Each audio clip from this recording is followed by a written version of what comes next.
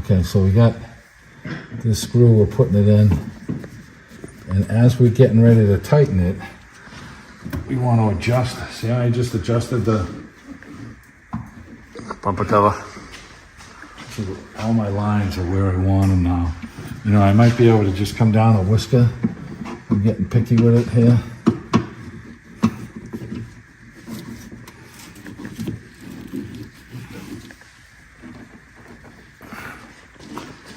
Okay. All right. I can't see. There it is.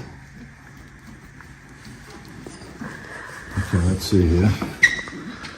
I think I'm happy with this line. So I'm comfortable with the lines here. That looks nice. And now we can.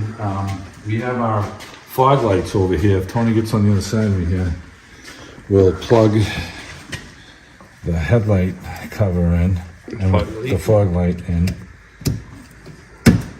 and then we can plug our button plug back in.